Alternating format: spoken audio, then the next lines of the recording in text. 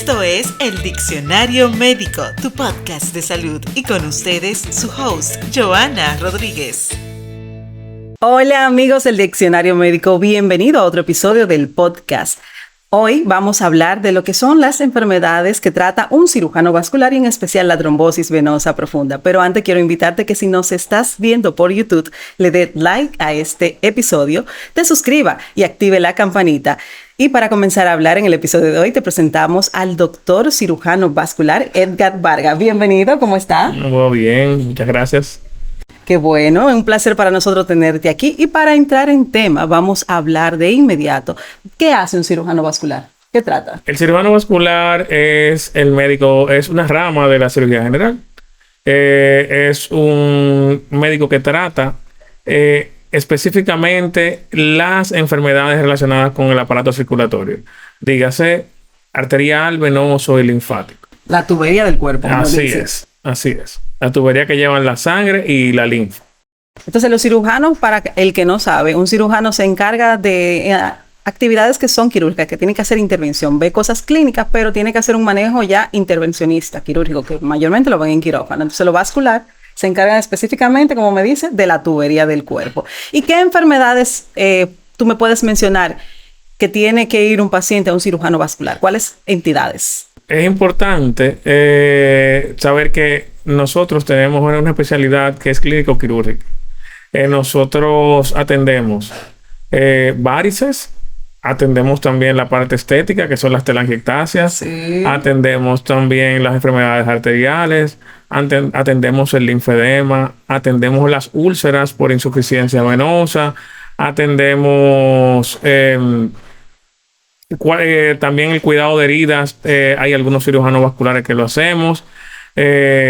Básicamente tenemos enfermedades como la enfermedad aórtica, tenemos oclusiones en cualquier sistema arterial del brazo. Realmente es un campo muy, muy amplio. Cuando hay también alteraciones, me imagino, de accidentes que intervienen también. También, eso es la otra parte, la parte traumática. También tenemos mucho que ver con la parte traumática. Y además de eso, hay cirujanos vasculares que se dedican también a las enfermedades de venas pélvicas en las mujeres. O sea, es muy, muy amplio. Es un campo bastante amplio. Por eso es que la medicina está tan fraccionada, porque antes sí el médico general hacía de todo. Sí, claro. Bien, no sabemos, pero se hacían de todo. No, yo entiendo que en aquel momento se hacía bien lo que estaba descubierto, las cosas que se podían hacer, y cuando el abanico de patologías se fue descubriendo, los médicos comenzaron a fraccionar porque nadie es capaz de abarcar tanto. Los médicos en algún momento, había médicos que eran cirujanos, anestesiólogos y todas las cosas al mismo tiempo. Eran estrellas en su tiempo, sí. Pero el número de patologías también era más cortas, más reducido. Y bueno, eso fue un campo que ha ido evolucionando desde la sangría que hacían, que manejaban todo, hasta ya los tratamientos más especializados. Así es. Y dentro de todo ese abanico de patología, ¿cuál es la entidad más frecuente en tu consulta? La insuficiencia venosa es la más frecuente. La enfermedad arterial es muy frecuente por el advenimiento de los síndromes metabólicos, pies diabéticos y esas cosas. Okay. Básicamente son esas dos, pero también por el cigarrillo, las enfermedades aortoilíacas. Los VAPE, me imagino también. Yo no sé cuál es la incidencia de los VAPE dentro de la enfermedad arterial, sabes que es una cuestión nueva, todavía se está viendo cuáles van a ser los problemas que va a dejar esto. Pero el cigarrillo es fatal con las arterias, o sea, es una adicción que básicamente tapa las arterias básicamente las arterias, la aorta, las ilíacas, las femorales, y la gente pierde las piernas por... Así que el fumar es perjudicial para la salud, es real. Y gracias a Dios también esto ha disminuido lo que es la incidencia de fumadores, porque antes era muy común, era una moda. En los años 60, 70, sí, la mayoría fumaban bastante. Pero gracias a Dios hemos ido evolucionando. Entonces, antes de entrar en lo que es la trombosis venosa profunda, que es uno de los temas que más te apasiona, como me dicen, vamos a dar algunas recomendaciones de algunos accidentes y traumas. Por ejemplo, se vio el caso de un niño donde se fue cortada la mano y que gracias a Dios se pudo reparar. Pero eso se pudo hacer gracias a que una persona que estaba ahí conocía el procedimiento de conservar. Entonces, rápidamente te voy a mencionar 3 situaciones Y esas 3 situaciones tú me vas a decir cómo se debe conservar y qué debe hacer un ciudadano. Por ejemplo, vamos a comenzar con eso. Se cortó un dedo y tengo el dedo por aquí y la mano por acá. ¿Qué hacemos con esas partes? Una de las primeras cosas es que el dedo no se pone directamente en hielo. Se agarra una bolsa con hielo y otra bolsa encima de la bolsa con hielo sin tocarlo. Es para que él mantenga la temperatura, porque incluso poniéndolo en hielo, lo que puede hacer es quemarlo. El hielo puede provocar una quemadura por frío, entonces dañar el tejido que ya está hipoperfundido porque no tiene sangre, entonces lo puede dañar. Eso es importante. El miembro se pone en una bolsa con hielo, pero no es que el hielo tiene que dar directamente, sino, vamos a decirlo así, una bolsa dentro de una bolsa, y la bolsa que tiene el miembro tiene que estar un poquito alejada. Y la parte que queda pegada ya al cuerpo, ¿qué se hace con esa? Hay que hacerle un torniquete lo más rápido posible para evitar la pérdida masiva de sangre. Excelente. Ya ustedes saben, cogen una bolsita limpia, entran la pieza que se cercenó y en la otra le hacen un torniquete con lo que tengan a mano y llegan al centro de salud más cercano, llaman al 911. En caso de heridas profundas, por ejemplo, se cortó con un machete, un colín, lo que sea, y tengo una herida profunda. Muchas de las personas aquí usan la técnica de coagulación con azúcar morena. ¿Es correcto esto? ¿Qué se debe hacer? No, realmente lo que hay que buscar la forma de cómo parar el sangrado. Yo la azúcar morena desconozco cuál es el mecanismo, los factores de coagulación que tiene. Yo creo que tú podrías abundar un poquito más sobre eso. Pero yo lo desconozco. Yo lo que entiendo es que el paciente debe de buscar la forma de ocluir ese sangrado. O sea, tener a alguien cerca que le haga un torniquete lo más proximal, o sea, lo más cerca del medio del cuerpo. Si la incisión fue a nivel del antebrazo, un poquito por encima del antebrazo. Si fue aquí la incisión, tú lo tapas aquí con algo. Ajá. Lo presionas ahí. Lo presionas ahí y entonces eso lo que va a hacer es que va a impedir el flujo de sangre. Tampoco es que vamos a durar 2 días con eso. No, jamás. Eso es un momentico, 30 minutos, 45, para que lleguemos a la emergencia. También es importante saber que en esos casos que un miembro es amputado, si por ejemplo es un brazo o una mano, tenemos que buscar el lugar, tiene que tener varios especialistas que son importantes para eso. Un cirujano de mano, que puede ser ortopeda, puede ser un cirujano plástico entrenado en cirugía de mano, un cirujano vascular que pueda revascularizar el área para que él pueda implantarla. Y eso hay centros públicos incluso aquí en el país que tienen esos servicios. Eso es importante que conozcan a dónde van, porque pasa muchas veces que pierden tiempo yendo de centro en centro porque le quedan más próximos, o a veces también nos culpa a nosotros como sistema de salud, y es el sistema de emergencia. O sea, a veces las ambulancias no te quieren llevar donde tú le dices y te llevan a donde ellos entienden que debes ir porque te toca con territorio. Pero sí es importante lo que dice el doctor, conocer dónde deben ir. Y para continuar, vamos ya a entrar en materia con lo que es la trombosis venosa profunda. Muchas personas han sido diagnosticadas, pero para que tú nos expliques qué es la trombosis venosa profunda. Resulta que el cuerpo humano tiene 2 tuberías. Para aterrizarlo, vamos a decirlo así. Hay 2, está la tubería de agua limpia, la que viene del acueducto, la que viene de la casa o de corazón. Y está la tubería de drenaje, que es esa tubería por la que se va todo el agua que terminamos de usar. El cuerpo tiene unas tuberías más o menos así. Tiene la tubería del acueducto, que se llama arteria, y la tubería de drenaje, que se llama la vena. La vena es una tubería de drenaje muy peculiar, porque la tubería va en contra de gravedad. O sea, que toda tubería de drenaje de todos los lugares van con la gravedad, usualmente. Pero, o sea, en sentido de la corriente. En sentido de la corriente, hacia abajo. Sí. Entonces, todo el agua se va hacia abajo por gravedad, pero el de nosotros tiene una peculiaridad, que el de nosotros va hacia arriba. Y entonces tiene que vencer la fuerza de gravedad, es un sistema que no lleva muchas presiones, es un sistema que va ayudado por los músculos de las piernas, que son lo que en cierto modo hacen que eso suba. Hay un músculo que es el músculo gemelar, como nosotros lo conocemos en nuestro país, la batata. Que la batata hace, cuando cada vez que uno camina, comprime las venas y hacen que esa sangre vaya subiendo. Y las venas tienen una valvulita, que las valvulitas son así. Y cada vez que la sangre sube, la valvulita se abre y después se cierra. Y entonces la sangre va subiendo de segmento en segmento en la pierna. De segmento en segmento. Y eso hace que la sangre llegue al corazón de regreso y vuelve y se oxigene. Tenemos que saber que esta sangre, es una sangre que se recicla. Ella tiene un recambio cada cierto tiempo, pero en líneas generales la sangre se va reciclando, se va reoxigenando, va llevando nutrientes, y entonces la venosa viene con la sangre que es rica en CO2 y desechos, se oxigena en los pulmones, hace recambio, y bueno, y entonces eso va pasando en el cuerpo. ¿Qué sucede? Una trombosis venosa profunda es ahí. Y el sistema venoso tiene dos sistemas venosos, un superficial y uno profundo. O sea, las superficiales son las que nos vemos. Ajá. Yo no sé si me van a ver. Yo tengo las venas gruesas, pero hoy no se quieren ver. Mira aquí. Esas son superficiales. Estas que están aquí son superficiales. Pero hay otras que no la vemos, que son las profundas, que suelen ser más grandes. Que están por dentro de los músculos, que están debajo de los músculos y eso, esas venas. Lo que cuando esas venas se obstruyen, la pierna usualmente se pone muy, muy, muy grande. O sea, una inflamación inmensa, la persona tiene mucha inflamación, enrojecimiento, dolor, una inflamación usualmente que es desde el muslo. Entonces esto... Se le hinchan los tobillos, se le hinchan los pies, se le hinchan todos los muslos. O sea, es hinchazón. Es una hinchazón general en la pierna, usualmente. Hay trombosis que son segmentarias, pero son menos nocivas y también menos usuales. Ok. Pero la trombosis venosa profunda usualmente es hasta arriba, es inclusive hasta el eje ilíaco. ¿Y se ve mayormente en piernas o se puede ver en se puede ver en brazos, pero cuando tú ves una trombosis venosa en brazos tienes que pensar en una malignidad.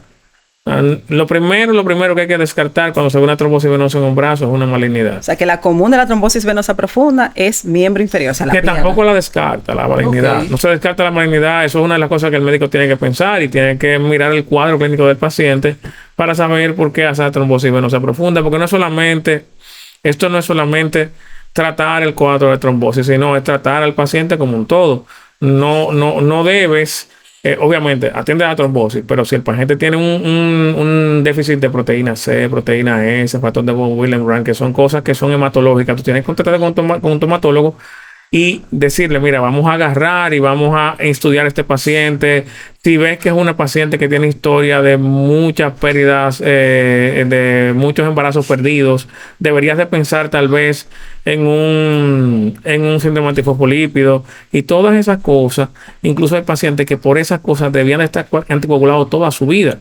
Entonces, dependiendo de qué tan alto sea el grado de falta de proteína de estas, o que tú sabes más que yo, o también de cuál sea el grado de síndrome antifosfolípido del paciente que tienen que vivir anticoagulado toda su vida. Así es. Entonces, tenemos un episodio en audio disponible que le voy a dejar por aquí de qué es la coagulación para que puedan entender estos términos. O sea que, como me dices,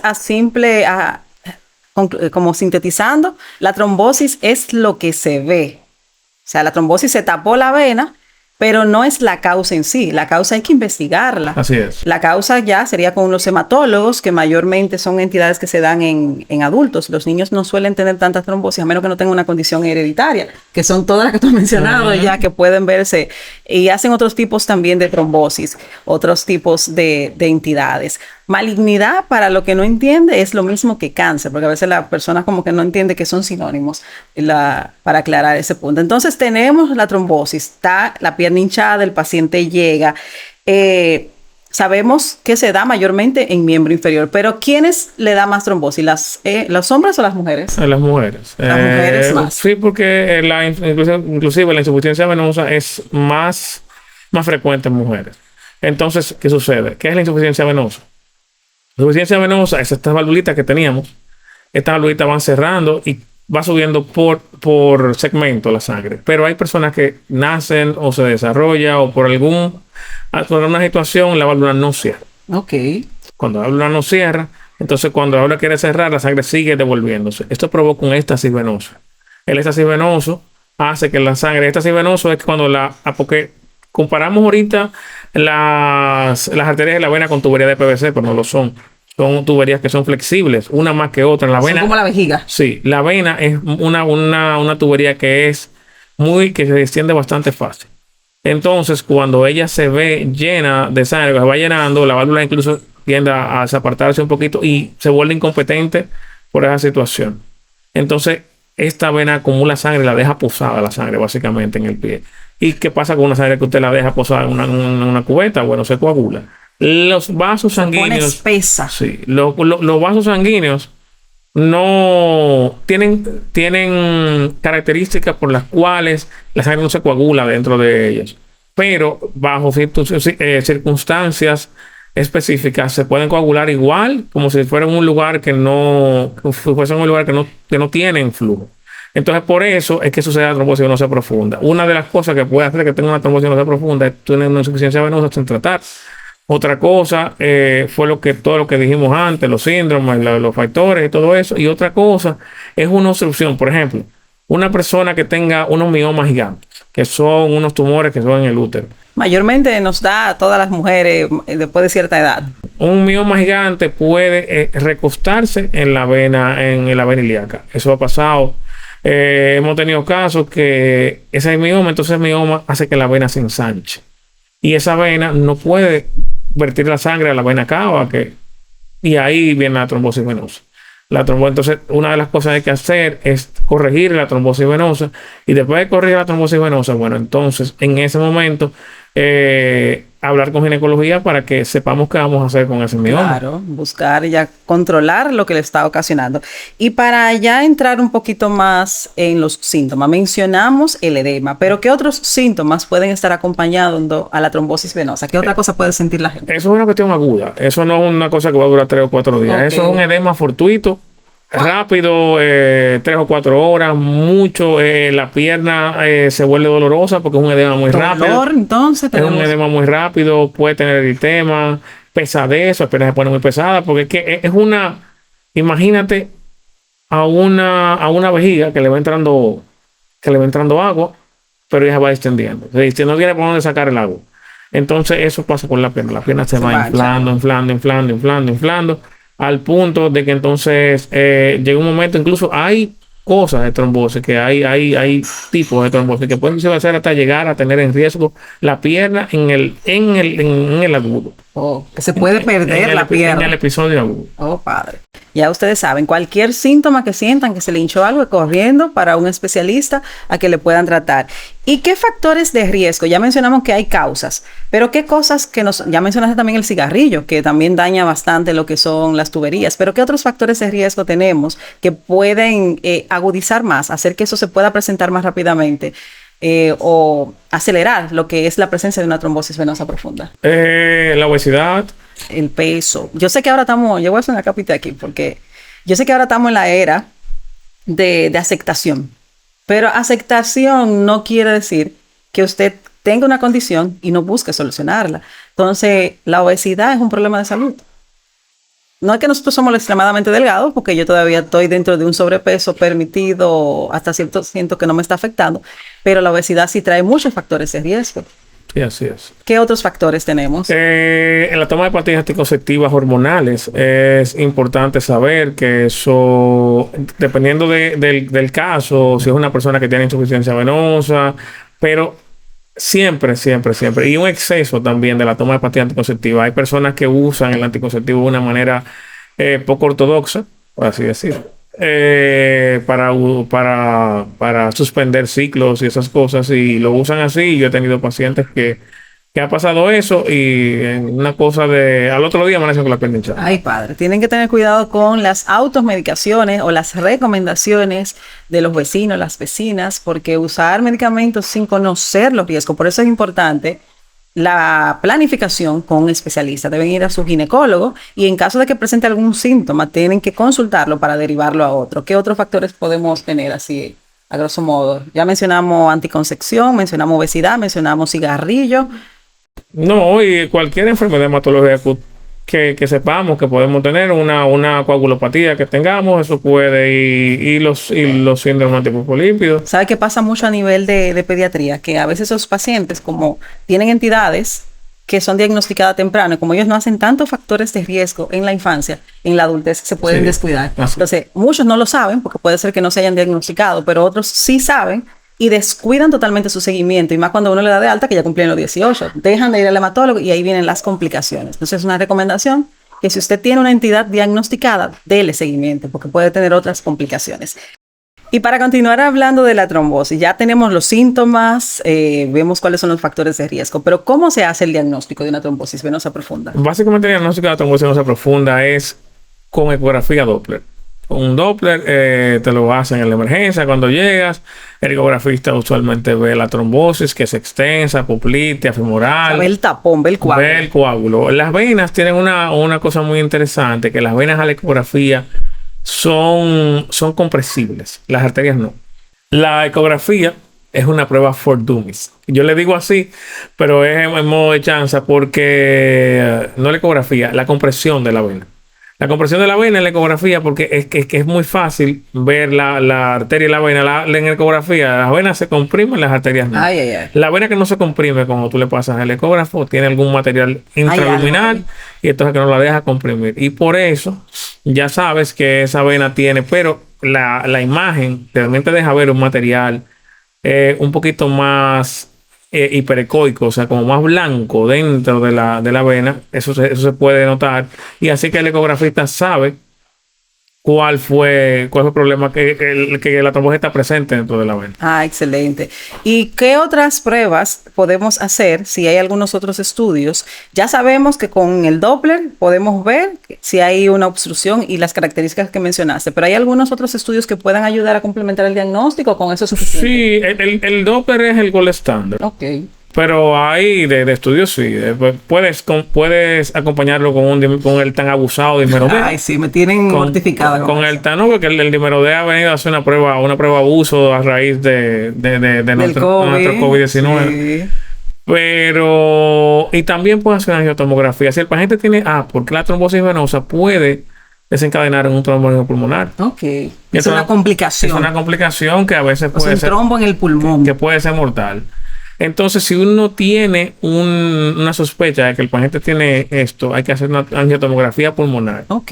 Y usualmente, ya que haces eso, y como le vas a poner en contacto al paciente, usualmente hace una angiotomografía completa. Ah, excelente, para complementar. Y entonces ves el trombo, hasta dónde llega. Es una imagen mucho mejor, es una imagen que es una computadora que la hace. Solamente el técnico le pone los parámetros y dónde va a pasar el rayo cuando pasa el contraste. O sea, una imagen. Pero eso solamente se hace si tiene síntomas el paciente de un TEP. Y que es un estudio que tiene más riesgo por el contraste y más profundo y más costoso. O sea que si el diagnóstico está 100% ya optimizado por Doppler, es más fácil y más práctico. Y ya que tenemos el diagnóstico, ¿cuál es el tratamiento? Ok. La trombosis venosa, hace un tiempo, no mucho, hace relativamente corto, solamente se trataba con medicación, un tratamiento conservador, compresión, medias y anticoagulación. ¿Qué sucede? Este tratamiento, lo que pasaba con él es que el paciente queda con secuelas, con muchas más secuelas de trombos dentro de la vena que si uno hace trombolisis o trombectomía. La trombolisis es desbaratar el trombo. Todo lo que es lisis en medicina lisar en medicina es romper, es desbaratar, es aplanar. Vamos a decirlo así, esa es la palabra. Trombolítico es una cuestión que rompe el trombo. Un medicamento que rompe el trombo. Entonces, ¿qué se hacía? En aquel momento uno agarraba, le ponía anticoagulante al paciente. Inclusive los protocolos de anticoagulación todavía siguen. Okay. No es que se ha abolido. Lo único que hacemos ahora es que o lisamos el coágulo o lo aspiramos con unas máquinas que existen para eso dentro de la vena. ¿Por qué se hace eso? ¿Por qué cambió? Bueno, lo que sucede es que producto de esto hay una cosa que se llama el síndrome posttrombótico. Lo que pasa cuando un paciente le da una trombosis venosa profunda y se mide en una escala. La más famosa que hay es la escala de Villalta, que es una escala que mide qué tanta obstrucción ha dejado la trombosis. Qué tan mal está el paciente desde el punto de vista del retorno. Porque lo que pasa es que este retorno lo que provoca es una úlcera esta falta de retorno provoca una úlcera en la pierna.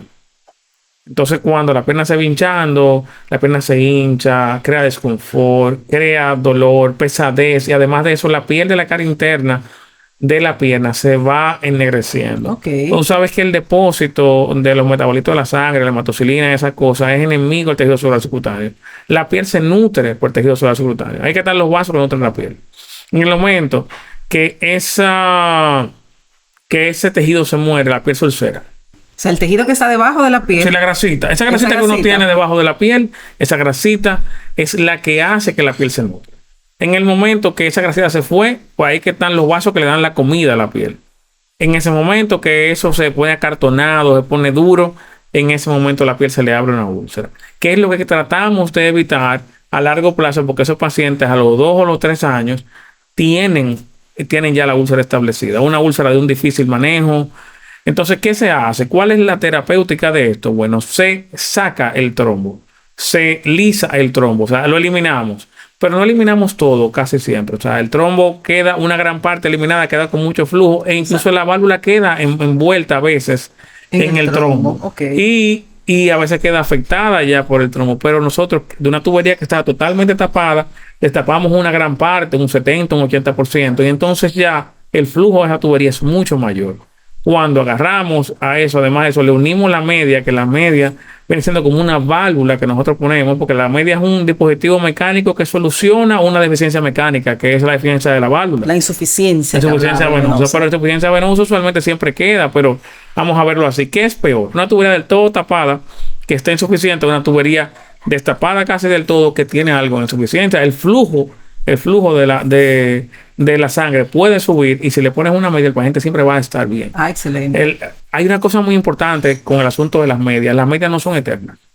Las medias duran un tiempo. Las medias duran 6 meses. A los 6 meses una media hay que botar, una media de compresión, que un paciente que tenga un problema hay que botarla. ¿Y la media del vecino no le sirve a usted? No, eso es otra cosa. Es como que las blusas las hacen en masa. Sí. Una blusa que le sirva a Johanna no va a servir a mí porque me va a quedar muy apretada, porque yo tengo un poquito más de peso que Johanna. Igual las medias tienen una cosa que se llama la tabla de medidas, un sizing chart, que en esa media pueden haber 6 medias diferentes. Ok. 6 tallas. Y entonces si yo te indico una media que tenga 20 a 30 milímetros de mercurio de presión, pero usted pone la que no te toca, el tamaño que no te toca, bueno, pues entonces te va a quedar o más ancha o más pequeña. Si te queda más ancha, no te hace la presión que debe hacer. Si te queda más pequeña, te hace mucha y no la vas a aguantar.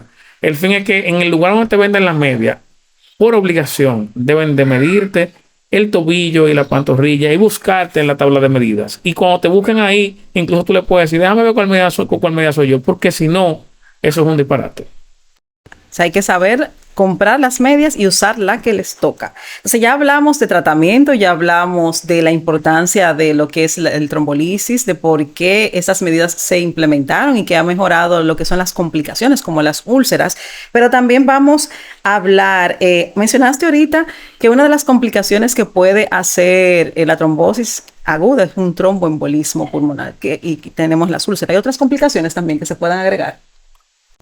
Básicamente la complicación mayor es el tromboembolismo en agudo y la complicación posterior es el daño de la piel de la pierna que conlleva una úlcera, que es lo que hace que el paciente no pueda trabajar, tenga la calidad de vida le baje muchísimo. Hay gente que tienen 12, 13, 14 años con una úlcera y el problema de todo esto es que es un paciente que da muchos brincos, porque va a centros de cuidado de heridas que no manejan el tema de la elastrocompresión, que es el asunto de la úlcera. A veces lo manejan, pero no conocen los dispositivos de elastrocompresión que existen para úlcera, porque es muy difícil un paciente con una úlcera grande en la pierna, que le abarca la circunferencia entera de la pierna, pasarse una media por eso. Eso duele mucho.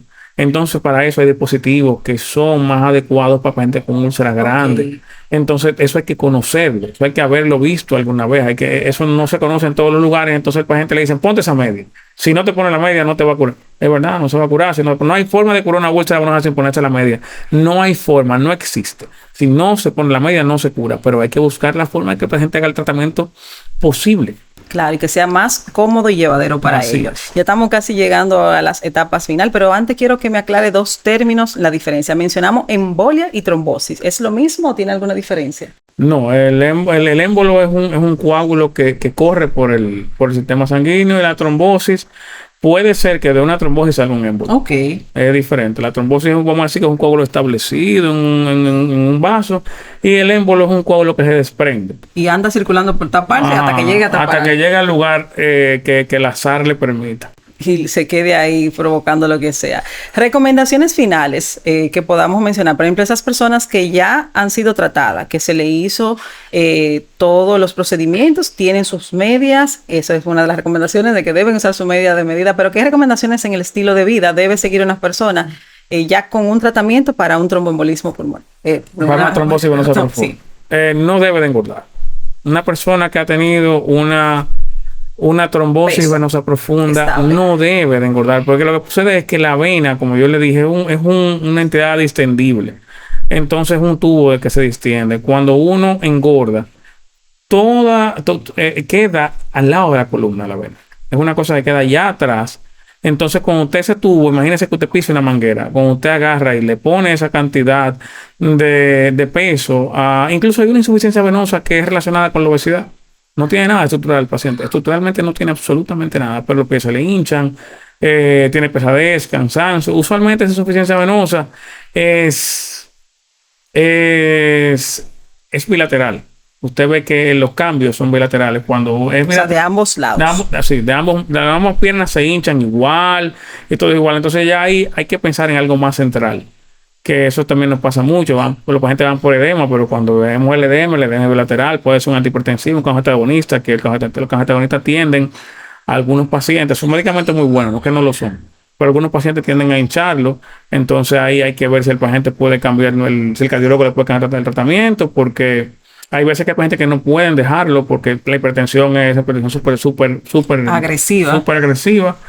Yo les digo, súper malcriada la hipertensión, que no responden a muchos fármacos, entonces tienen que quedarse con su fármaco más todos los otros que tienen. Entonces en ese paciente uno implementa otras técnicas para poder paliar un poquito ese edema.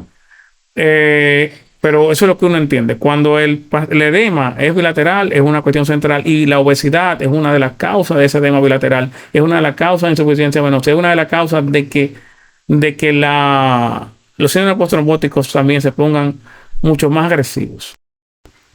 Eso es importante. Entonces, las recomendaciones generales son básicas: cigarrillo, mantener su peso y una vida saludable. Yo con esto concluimos el episodio de hoy. Vamos a agradecer al doctor Edgar Vargas. Muchas gracias. Si quiere decir otro mensaje de recomendación, otro mensaje finales, puedes mencionar dónde estás ubicado. Como quiera, vamos a dejar sus redes para que puedan seguirlo y ubicar en caso de que necesiten una consulta o una evaluación con un cirujano vascular, que deben hacerlo a tiempo. Recuerden en este episodio seguirnos, darle like, suscribirse y activar la campanita. Hasta la próxima.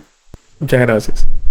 Has escuchado El Diccionario Médico, tu podcast de salud. Gracias por escuchar este episodio. Hasta la próxima.